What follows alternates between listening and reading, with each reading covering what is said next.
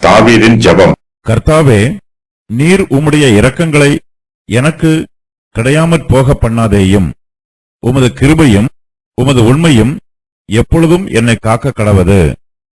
எண்ணிக்கைக்கு அடங்காத தீமைகள் என்னை சூழ்ந்து கொண்டது. என் அக்கிரமங்கள் என்னை தொடர்ந்து பிடித்தது. நான் நிமிர்ந்து பார்க்கக்கூடாது இருக்கிறது.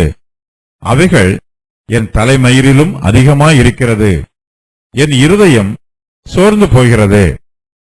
கர்த்தாவே, என்னை விடுவித்தருளும். கர்த்தாவே, எனக்கு சகாயம் பண்ண தீவிரியும். என் பிராணனை அழிக்க தேடுகிறவர்கள் ஏகமாய் வெட்கி நாணி, எனக்கு தீங்கு செய்ய விரும்புகிறவர்கள் பின்னிட்டு இலச்சை அடைவார்களாக.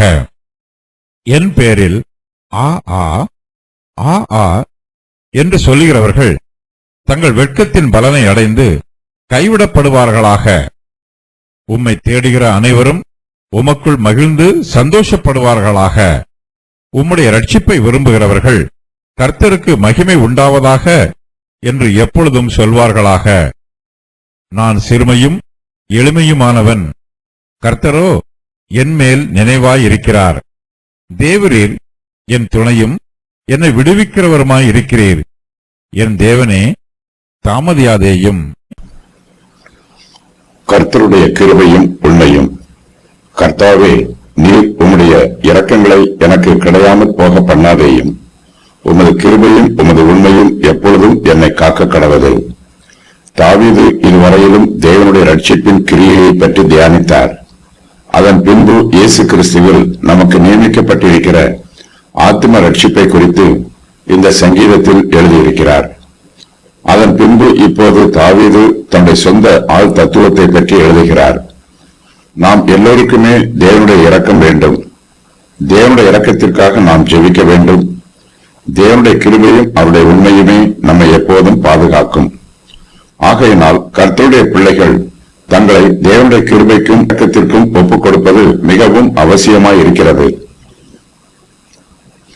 பிதாவாகிய தேவன் தமது ஒரே பேரான குமாரனாகிய இயேசு கிறிஸ்துவை நமக்கு கொடுக்காமல் அவரை மறைத்து வைக்கவில்லை. நாம் பாவிகளாக இருக்கையிலேயே இயேசு கிறிஸ்துவை நமக்காக கொடுத்து பிதாவானவர் தமது அன்பை நமக்கு வெளிப்படுத்தி இருக்கிறார். கர்த்தருடைய இரக்கங்கள் தனக்கு கிடைக்க வேண்டும் என்று தாவீது விண்ணப்பம் பண்ணுகிறார். கர்த்தாவே, நீர் உம்முடைய இரக்கங்களை எனக்கு கிடையாமல் போக பண்ணாதேயும் என்று கர்த்தருடைய சமூகத்தில் ஜெபிக்கிறார். நமக்கு இயேசு கிறிஸ்துவில் தேவனுடைய இரக்கம் கொடுக்கப்பட்டிருக்கிறது. கர்த்தருடைய இரக்கங்களை நாம் இயேசு கிறிஸ்துவிலும் அவர் மூலமாகவும் மாத்திரமே பெற்றுக்கொள்ள முடியும். தம்முடைய சொந்த குமாரன் என்றும் பாராமல் நாம் எல்லோருக்காகவும் அவரை ஒப்புக் கொடுத்தவர் அவரோட கூட மற்ற எல்லாவற்றையும் நமக்கு அருளாதிருப்பது எப்படி என்று பவுல் சொல்லுகிறார். ரோமர் 8:32. தாவீதும் கர்த்தருடைய சமூகத்தில் உமது கிருபையும் உமது உண்மையும் எப்பொழுதும் என்னை காக்க கடவது என்று பயபக்தியாய் விண்ணப்பம் பண்ணுகிறார். தாவீது கர்த்தரிடத்தில் ஏறெடுக்கும் விண்ணப்பங்கள்: உம்முடைய இரக்கங்களை எனக்கு கிடையாமற் போக பண்ணாதேயும். உமது கிருபை எப்பொழுதும் என்னை காக்க கடவது. உமது உண்மை எப்பொழுதும் என்னை காக்க கடவது. கர்த்தாவே, என்னை விடுவித்தருளும். எனக்கு சகாயம் பண்ண தீவிரியும். என் பிராணனை அழிக்க தேடுகிறவர்கள் ஏகமாய் வெட்கி நாணி போகும்படி செய்யும். எனக்கு தீங்கு செய்ய என்னை தேடுகிறார்கள். தீங்கு செய்ய விரும்புகிறவர்கள் பின்னிட்டு போகும்படி செய்யும். தீங்கு செய்ய விரும்புகிறவர்கள் இலச்சை அடையும்படி செய்யும். என் பேரில் அவதூறு சொல்லுகிறவர்கள் தங்கள் வெட்கத்தின் பலனை அடைந்து கைவிடப்படுவார்கள். உம்மை தேடுகிற அனைவரும் உமக்குள் மகிழ்ந்து சந்தோஷப்படுவார்கள். உம்முடைய ரட்சிப்பை விரும்புகிறவர்கள் கர்த்தருக்கு மகிமை உண்டாவதாக என்று சொல்லுவார்கள். எண்ணிக்கைக்கு அடங்காத தீமைகள். எண்ணிக்கைக்கு அடங்காத தீமைகள் என்னை சூழ்ந்து கொண்டது. என் அக்கிரமங்கள் என்னை தொடர்ந்து பிடித்தது. நான் நிமிர்ந்து பார்க்க கூடாது இருக்கிறது. அவைகள் என் தலைமயிரிலும் அதிகமாய் இருக்கிறது. என் இருதயம் சோர்ந்து போகிறது. கர்த்தாவே, என்னை விடுவித்தருளும். கர்த்தாவே, எனக்கு சகாயம் பண்ண தீவிரியம். மனுஷர்கள் எல்லோரும் பாவம் செய்து ஏகமாய் கெட்டுப்போய் இருக்கிறார்கள். பாவத்தை குறித்த குற்ற உணர்வு நம்மை வருத்துகிறது. பாவத்தின் பார சுமையிலிருந்து இயேசு கிறிஸ்துவின் மூலமாய் மூலமாய் நமக்கு விடுதலை நியமிக்கப்பட்டிருக்கிறது. பலிகளினாலும் காணிக்கைகளினாலும் நமக்கு ரட்சிப்பு நியமிக்கப்படவில்லை. இயேசு கிறிஸ்துவின் மூலமாக மாத்திரமே மனுக்குலத்திற்கு ரட்சிப்பு நியமிக்கப்பட்டிருக்கிறது. தாவீது தன்னுடைய பாவங்களை எல்லாம் நினைத்து பார்க்கிறார். அவருடைய பாவங்கள் அவருக்கு தீமைகளாக தெரிகிறது. அவைகள் எண்ணிக்கைக்கு அடங்காதவைகள். அவருடைய பாவமான தீமைகள் அவரை சூழ்ந்து கொண்டது. அவருடைய அக்கிரமங்கள் அவரை தொடர்ந்து பிடித்தது. தாவீது தன்னுடைய பாவங்களின் மொத்த எண்ணிக்கையை கூட்டி பார்க்கிறார். அவைகள் அவருடைய தலைமயிரிலும் அதிகமாய் இருக்கிறது. அவையெல்லாம் தாவீதை சூழ்ந்து கொள்கிறது. தாவீதுக்கு முன்பாக அவருடைய பாவமே அவருடைய கண்களுக்கு தெரிகிறது. பாவத்தின் பாரம் அதிகமாய் இருப்பதினால் அவருடைய தலையை அவரால் நிமிர்த்தி பார்க்க முடியவில்லை. தாவீதின் பாவங்கள் எண்ணிக்கைக்கு அடங்காதவைகள்.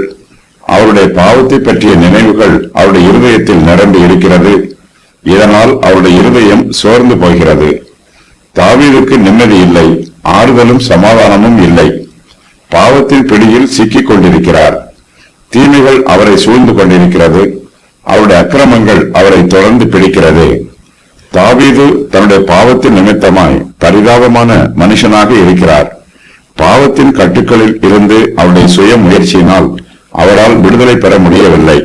தேவனுடைய உதவியையும் ஒத்தாசையையும் நாடுகிறார்.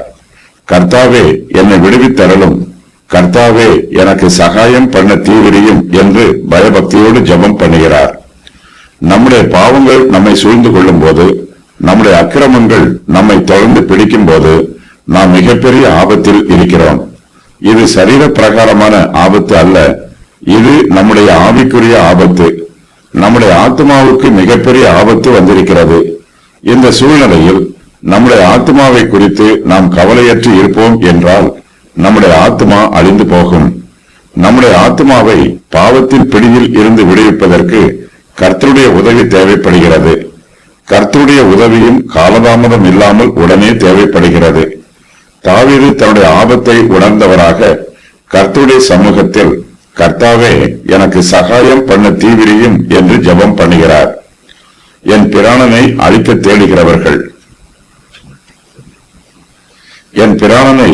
தேடுகிறவர்கள் ஏகமாய் வெட்கி நாணி எனக்கு தீங்கு செய்ய விரும்புகிறவர்கள் பின்னிட்டு இலச்சை அடைவார்களாக. என் பெயரில் ஆ ஆ ஆ ஆ என்று சொல்லுகிறவர்கள் தங்கள் வெட்கத்தின் பலனை அடைந்து கைவிடப்படுவார்களாக. நம்முடைய ஆவிக்குரிய சத்துருக்கள் நம்முடைய ஆத்மாவை அழிப்பதற்கு வகை தேடிக் கொண்டிருக்கிறார்கள். நாம் சத்துருக்களை நினைத்து சோர்ந்து போவதற்கு பதிலாக நம்முடைய கர்த்தரை நினைத்து உற்சாகம் பெற வேண்டும். கர்த்தராகிய இயேசு கிறிஸ்து சாத்தானையும் அவனுடைய சகல அந்தகார சக்திகளையும் ஜெயித்தார். கர்த்தருடைய பிள்ளைகளாகிய நமக்கு இயேசு கிறிஸ்துவின் மூலமாய் ஜெயம் கிடைத்திருக்கிறது. இயேசு கிறிஸ்துவை விசுவாசிக்கிற நாம் சத்துருவின் மீது ஜெயம் பெற்றவர்களாய் இருக்கிறோம். கர்த்தருடைய பிள்ளைகள் ஒவ்வொருவரிடத்திலும் நம்முடைய ஆத்மாவை பற்றிய கரிசனை இருக்க வேண்டும். சத்துரு நம்முடைய ஆத்மாவுக்கு விரோதமாக வந்தாலும் கர்த்தர் அவனை ஜெயித்தார் என்னும் விசுவாசம் நமக்குள் உறுதியாய் இருக்க வேண்டும். கர்த்தருடைய சமூகத்தில் நாம் ஜெபம் பண்ணும் போது இந்த சத்தியத்தை விசுவாசித்து பயபக்தியான தைரியத்தோடு என் பிராணனை அழிக்க தேடுகிறவர்கள், ஏகமாய் வெட்கி நாணி எனக்கு தீங்கு செய்ய விரும்புகிறவர்கள் பின்னிட்டு இலச்சை அடைவார்களாக என்று ஜெபிக்க வேண்டும். நம்முடைய பிராணனை அழிக்க தேடுகிறவர்கள் தங்கள் வெட்கத்தின் பலனை அடைந்து கைவிடப்படுவார்கள். கர்த்தருடைய பிள்ளைகள் பாவத்தின் பள்ளத்திலும் உளையான சேற்றிலும் விழுந்து கிடக்கும் போது சாத்தான் அவர்களை பார்த்து நகைக்கிறான். பாவத்தின் பள்ளத்தில் இருந்து அவர்களால் எழும்பி வர முடியாது என்று அவர்களை பார்த்து ஏளனம் பண்ணுகிறான். தனக்கு வெற்றி கிடைத்து விட்டது என்று இருமாப்பாய் நினைக்கிறான். பாவத்தில் விழுந்து கிடக்கிறவர்களை பார்த்து ஆ ஆ ஆ ஆ என்று சொல்லி நகைக்கிறான். சாத்தானும் அவனுடைய அந்தகார வல்லமைகளும் நம்முடைய ஆத்மாவை அழிக்க தேடுகிறார்கள். நாம் பாவத்தில் விழுந்து விட்டாலும் நம்முடைய இரட்சகராகிய இயேசு கிறிஸ்து தமது கிருபையினால் நம்மை கரம் பிடித்து தூக்கி விடுவார். நாம் விழுந்தாலும் முறிந்து போவதில்லை. நாம் மறுபடியும் எழுந்து நிற்போம். கொள்ளிக்கட்டையை போல இன்னும் எரிந்து கொண்டுதான் இருப்போம். நாம் அணைந்து போவதில்லை. நமக்கு தீங்கு செய்ய விரும்புகிறவர்கள் தங்கள் வெட்கத்தின் பலனை அடைந்து கைவிடப்படுவார்கள். கர்த்தரை தேடுகிற அனைவரும், உம்மை தேடுகிற அனைவரும் உமக்குள் மகிழ்ந்து சந்தோஷப்படுவார்களாக. உம்முடைய ரட்சிப்பை விரும்புகிறவர்கள் கர்த்தருக்கு மகிமை உண்டாவதாக என்று எப்பொழுதும் சொல்வார்களாக.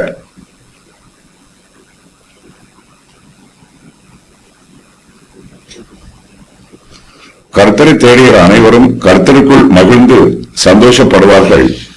கர்த்தர் சாத்தானின் மீது வெற்றி சிறந்தார். இயேசு கிறிஸ்துவின் மூலமாய் சாத்தானின் மீது நமக்கும் வெற்றி கிடைத்திருக்கிறது. கர்த்தர் தமது கிருபையினால் நம்மை ரட்சிக்கிறார். கர்த்தரை தேடுகிற அனைவரும் இந்த சத்தியத்தை தியானித்து கர்த்தருக்குள் சந்தோஷப்படுவார்கள். கர்த்தர் நமக்கு கொடுக்கிற ஆத்தும ரட்சிப்பை வாஞ்சையோடு ஏற்றுக்கொள்வார்கள். கர்த்தருடைய ரட்சிப்பை விரும்புகிறவர்கள் கர்த்தருக்கு மகிமை உண்டாவதாக என்று எப்பொழுதும் சொல்லி கர்த்தரை துதிப்பார்கள். ரட்சிப்பு கர்த்தருடையது. நான் சிறுமையும் எளிமையும் ஆனவன். நான் சிறுமையும் எளிமையும் ஆனவன். கர்த்தரோ என் மேல் நினைவார். தேவரீர் என் துணையும் என்னை விடுவிக்கிறவருமாய் இருக்கிறீர். என் தேவனே தாமதியாதேயும். தாவீது நெருக்கப்படும் போதும் மிகுந்த ஆபத்தில் இருக்கும் போதும் அவர் கர்த்தரையே நம்பியிருந்தார். கர்த்தருடைய ரட்சிப்பை நம்பியிருந்தார். கர்த்தர் தன்னை எல்லா தீங்குகளுக்கும் எல்லா ஆபத்துகளுக்கும் விலக்கி காப்பார் என்று கர்த்தர் மேலேயே நம்பிக்கை வைத்திருந்தார்.